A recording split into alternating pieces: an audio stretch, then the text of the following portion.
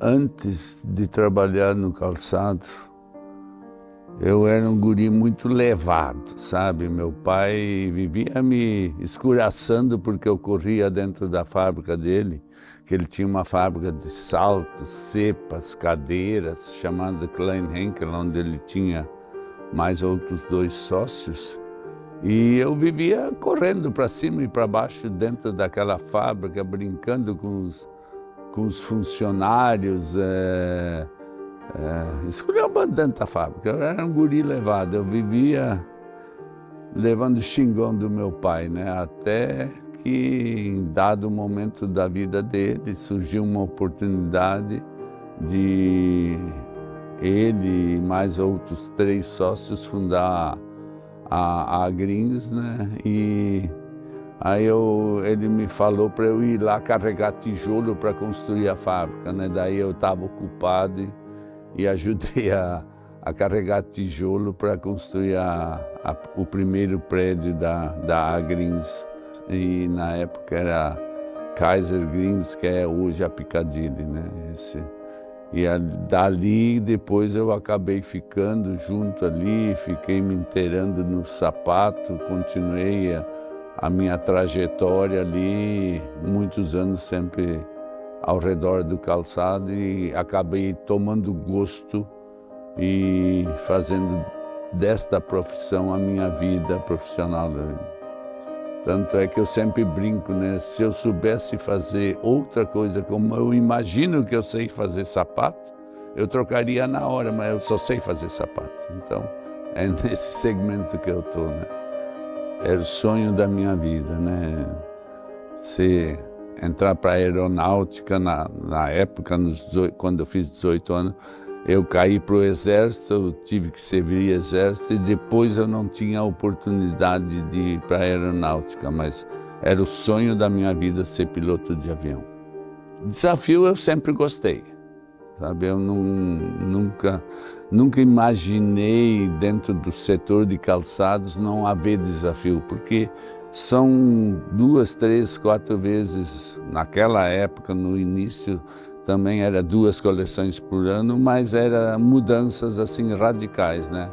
Mas o verdadeiro desafio é que quando a nossa empresa saiu do couro, do sapato de couro para o sintético, né? Isso foi um desafio dos maiores assim que eu já enfrentei, porque é outra maneira de cortar, não se chanfrava mais, é outra maneira do material se comportar, ele era muito mais frágil na época do que hoje ele é. Então esse foi o maior desafio.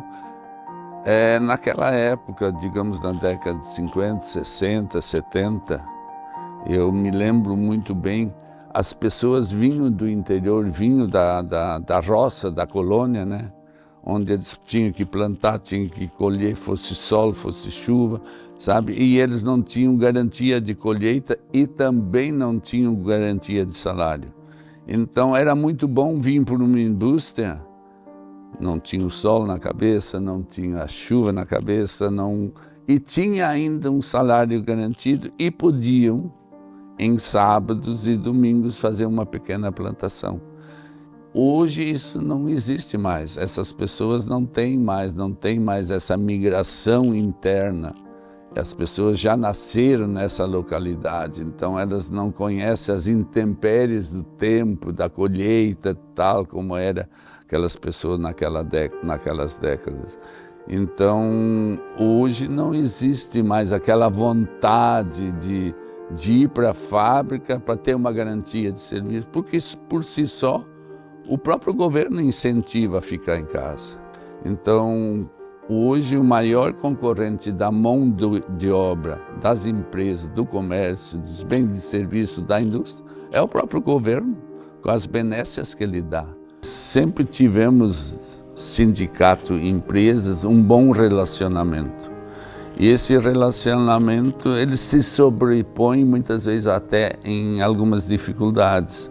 Então, eu nunca tive a menor dúvida de que nós íamos conseguir com as contribuições das fábricas, porque usamos também um critério muito justo na época, e hoje ainda eu acho que é feito assim, é o critério da proporcionalidade. Quem faz 1000 par, quem gera 1000 quilos, paga de acordo com 1000 quilos. Quem gera 10.000 quilos, paga de acordo com os 10.000 quilos.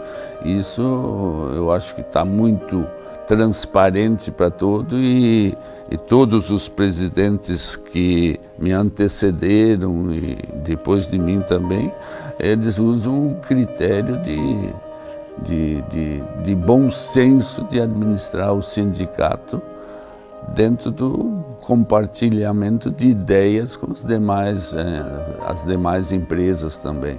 O menor aprendiz é o que mais cresce dentro da fábrica, é o que mais rápido desenvolve, é o que conhece a fábrica, porque ele tem a base de uma indústria que o Senai já ensina. Então, comecei a conversar com essas pessoas e elas prontamente disseram, não, então vamos lá, vamos fazer. Conseguimos um prédio através da prefeitura daquela época, né? Apelei para algumas fábricas, as maiores ajudaram com máquinas, as menores com mobília. E assim, ó, foi muito tranquilo e muito fácil fazer aquela obra pequena, montar o Senai com o corpo docente, todo mundo se empenhou na época e aconteceu, né? Foi de barbada, digamos assim, que começou a primeira escola do menor aprendiz em Igrejinha.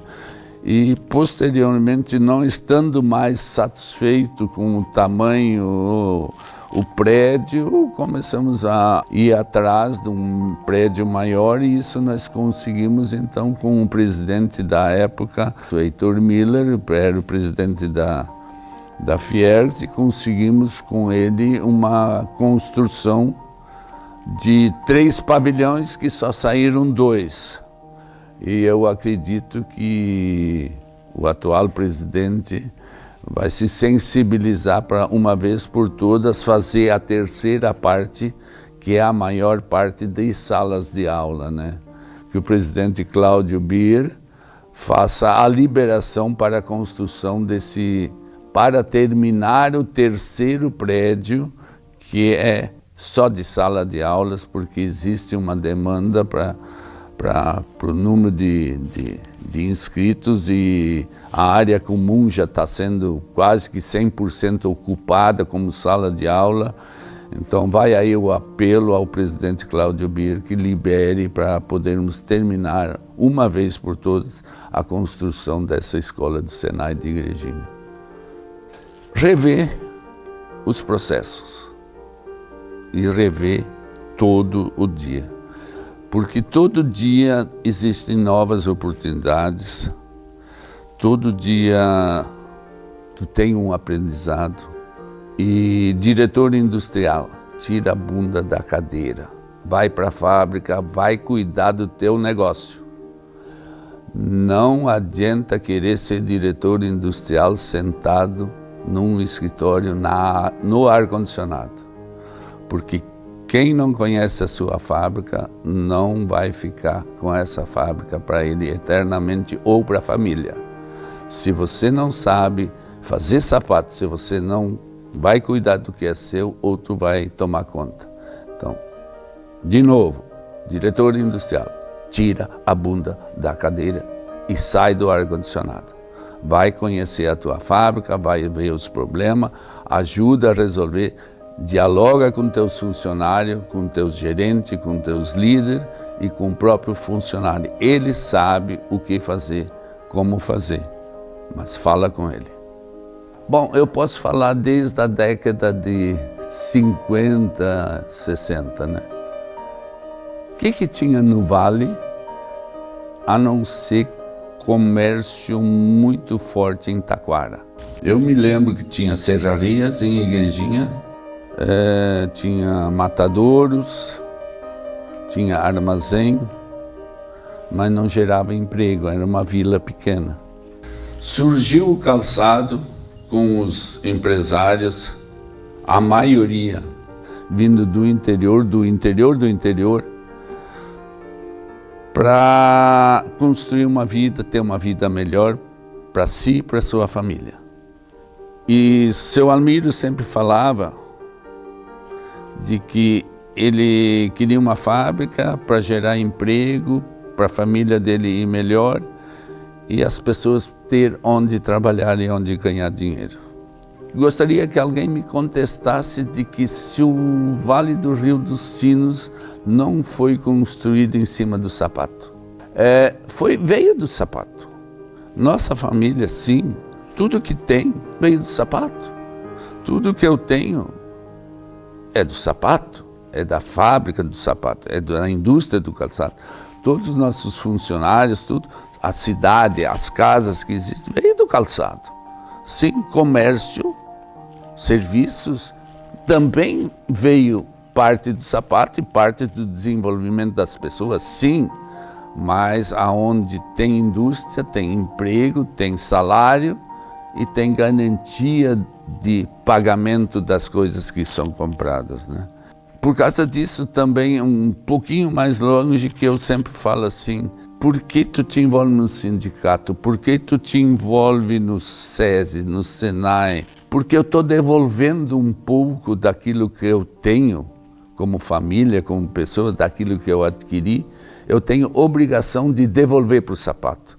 Porque o que eu tenho do sapato. E por que não dar um pouco de mim em gratidão àquilo que eu consegui sendo sapateiro? E aí vai um recado para muita gente que diz, eu não vou me envolver, aquilo é balela, ou não quero fazer parte disso. Porra, mas o que tu tem veio dali? Por que não devolver um pouco? Por que não ajudar um sindicato? Por que não ajudar essas entidades? Ou ficar à frente? Falar é fácil, por defeito é fácil. Eu quero ver dirigir, eu quero ver dar de si. Ir às reuniões, ficar noites discutindo, ficar durante o dia discutindo uma estratégia melhor para o segmento. Discussão muitas vezes existem sim, mas elas precisam ser em benefício ao segmento. Elas têm que ser para achar solução para a sociedade, para o contexto do município, né? Então, esse é um apelo que eu também faço às pessoas. Se envolvam nas suas entidades de classe. Os momentos passados também foram difíceis e foram superados. Os atuais são, os futuros serão. Mas não desista. Levanta a cabeça, sacode a poeira e passa por cima. É o único jeito de enfrentar. Eu tenho certeza absoluta de que sempre deve se preservar a história. Que eu sempre gosto de falar, o espelho retrovisor. Você precisa dele para olhar para trás, mas não se apegue demais ao retrovisor. Se apegue sim ao presente e ao futuro. Então, é fundamental a união do segmento, as pessoas, o relacionamento com as pessoas. E, presidente, vá visitar teus associados, compartilhe ideias com eles, traga para a diretoria e argumente e lute pelos teus ideais e pelos ideais da classe.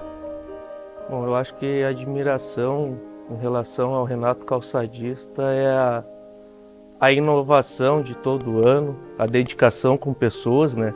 Toda pessoa que se dedica ao calçado, ele se dedica mais à empresa do que à família. Cresci vendo meu pai conviver mais com pessoas profissionais do lado dele do que a própria família. Isso não é julgar o Renato, mas é uma forma de agradecimento, né? O que ele fez hoje pelo setor, então é um grande reconhecimento, né? Um bom profissional, então é isso aí. Com 13 anos meu pai sempre disse que a gente tinha que fazer alguma coisa, eu estava no colégio e fora do colégio tinha que trabalhar, né? No pré-fabricado, eu tive uma empresa de pintura de sola, de sapato, então ele ensinou a gente a ter essa visão empresarial, né?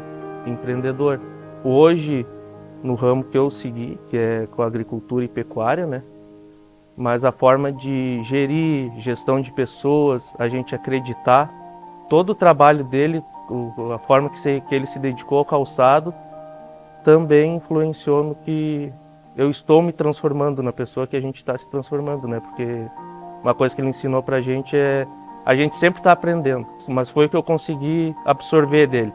que um homem ele pode sonhar. Só que se ele não pôr dedicação, objetivo no que ele sonha, ele não chega a lugar nenhum. É sempre o exemplo que ele deu. Se tu não souber o que é a barra do dia clarear e voltar para casa escurecendo, te dedicar ao negócio, não tem sonho que se torne realidade. Com 7 anos ele fez um crachá para eu poder entrar na fábrica. Eu estudava na parte da tarde, então na parte da manhã eu poderia estar com os motoristas descarregando alguns materiais que vinha de fornecedores, que eram mais leves que para criança. Hoje em dia talvez não pode mais ter isso, né?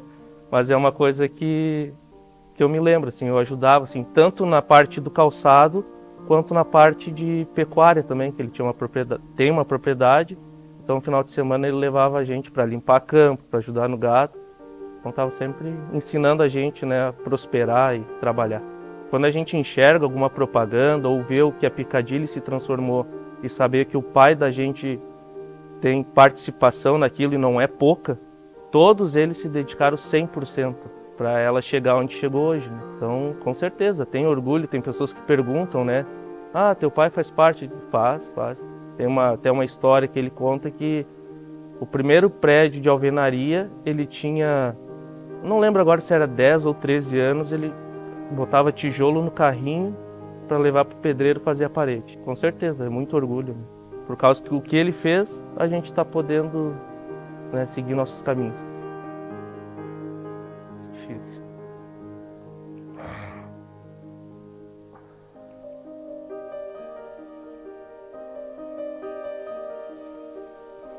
Oi, pai, eu quero te agradecer da forma que tu me ensinou a vida, de enxergar a vida. Tu foi um pai que deixou eu aprender dando soco em ponta de faca. Nunca passou a mão na minha cabeça, mas sempre que eu precisei da tua ajuda, tu esteve lá. Para mim é muito difícil falar da nossa relação, porque é amor, né? Não é só amizade. Então, eu tenho o maior reconhecimento, admiração pelo homem que tu é. E pode saber que eu sou amigo, sou filho e vou estar sempre presente, não tem dia e não tem hora. Estou do teu lado. Te amo. O que mais me admira é ele ter passado todo esse amor da indústria para mim. Porque foi por isso que eu escolhi trabalhar com calçado, por toda a admiração que eu criei, pelo amor que ele tem pela indústria, por tudo que ele sempre fez, pelo carinho que ele tinha por todas as pessoas que trabalhavam ao lado dele. E isso só fez eu ter mais amor e mais vontade de trabalhar com calçado. Desde pequena eu tinha muita vergonha de chegar e dar carteiraços, tipo dizendo, ai, meu pai é o Renato. E foi algo que com o tempo eu fui construindo muito orgulho, de chegar para as pessoas e dizer, o Renato Klein que é o meu pai, eu sou filha dele.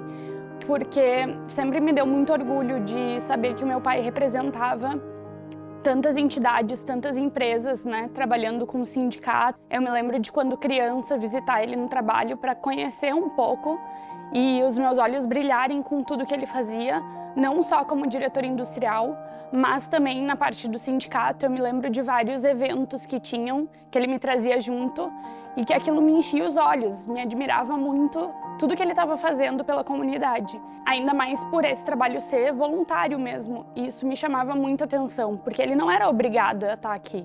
Foi uma escolha dele. Acho que muito do meu voluntariado, tanto na vida pessoal, assim, de atividades que eu fazia diariamente, quanto agora como rainha da Oktober, veio dele, pela questão de ele se dedicar sem receber nada em troca, porque ele sabia da importância que tinha isso para toda a classe trabalhadora. Eu lembro que quando eu visitava ele, que eu era criança, ele tinha uma sala que dava de frente para a indústria, assim, para as esteiras. E aí ela era toda de vidro e eu me escondia no canto da sala e ficava olhando para baixo. E aí ele vinha ali para me explicar tudo o que acontecia dentro da indústria, né? E anos depois, aí, quando eu já podia correr por dentro da empresa, algumas vezes ele me levava para junto da esteira para explicar. Eu me lembro de quando a gente ia para Teutônia juntos e aí ele me colocava para trabalhar lá. Ele dizia, tu precisa aprender como as coisas são feitas para um dia, quem sabe, tu poder ensinar outras pessoas ou até dizer para elas como fazerem. Então, a gente precisa saber fazer para poder pedir para os outros fazerem, né? Então, isso foi algo que ele sempre me ensinou. Eu lembro que o pai sempre contava muitas histórias de coisas que aconteciam, assim. Ele nunca contava coisas difíceis, porque eu acho que ele não queria passar para nós esse peso e algumas dificuldades que ele passava, assim, tanto na indústria quanto nas questões de sindicato. Mas eu me lembro de uma história, na verdade, que eu vivi junto e que eu tenho certeza que impactava muito ele, que me impactou. Foi aqui no sindicato, um evento que a gente veio, que era a entrega das cadeirinhas para as mães, para transportar as crianças. E ele me explicou o porquê daquelas cadeirinhas, o porquê de aquilo poder influenciar as crianças e poder influenciar as mães, que era muito pela questão de acidentes que aconteciam, né, com as crianças encostando a perna no aro da bicicleta, e aí aquelas cadeirinhas fariam com que esses acidentes não ocorressem mais. E eu lembro que veio eu e o Vicente, meu irmão menor na época, ajudar na entrega daquelas cadeirinhas, e isso me marcou muito. O pai sempre nos ensinou que desde cedo a gente precisaria correr atrás das coisas que a gente queria, mas que o trabalho, ele sempre era necessário. Quando eu fiz 15 anos, o pai chegou para mim e ele disse: agora é a hora de tu começar a trabalhar. Tu tem que decidir uma carreira, tu tem que decidir um futuro e tu tem que fazer por ti. E eu lembro que eu me inscrevi no programa de Jovem Aprendiz, porque o pai disse: essa talvez é a melhor forma de tu começar. E aquilo me ensinou muito para minha vida. Então, com 15 anos, eu já comecei a trabalhar e comecei a ver o valor que o trabalho tem para nossa vida. Eu consegui me desenvolver de uma maneira que não tem explicação. E muito foi por ele, assim. E ele nos ensinou que a gente precisava fazer isso, que o trabalho dignifica. Isso nos ensinou muito, porque o pai sempre trabalhou muito. Eu lembro de muitas vezes, para poder ver ele, ter que visitar ele no trabalho. E isso para muitas crianças pode ser difícil, mas para mim me enchia de orgulho.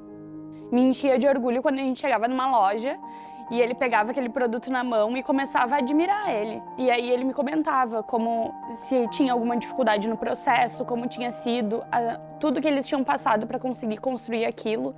Tanto que a gente ia nas lojas, o pessoal já brincava: ó, lá vem o Renato, né? Mas era sempre um cuidado que ele tinha com o produto, porque ele sempre dizia: a gente precisa entregar o melhor para a nossa consumidora. Mas isso me ensinou muito, poder trabalhar com ele e aprender muito do Renato profissional. Porque eu tinha muito meu pai. Então, mesmo quando eu ia para a indústria antes, quando eu era criança, eu via ele como meu pai e não como um diretor industrial. E quando eu entrei lá, ele disse: ó, a partir de agora, eu sou o diretor industrial e aqui dentro a gente não se trata como pai e filha. E isso me ensinou muito, porque ele ensinou muitas pessoas durante a trajetória dele. E ensina até hoje, né? Muita gente fala pra mim, assim, do orgulho que tem de ter trabalhado com ele e de tudo que aprendeu durante a jornada. Porque ele era uma pessoa que, se ele passasse na esteira e visse que um trabalho estava sendo feito errado, ele pegava e fazia o trabalho. Então aquilo me enchia de orgulho, assim, ver ele tomando a iniciativa e dizendo: olha, isso não tá bem feito, mas quem sabe a gente faz dessa maneira, vamos mudar. Dava oportunidade para as pessoas trazerem ideias também. E isso me enchia de orgulho.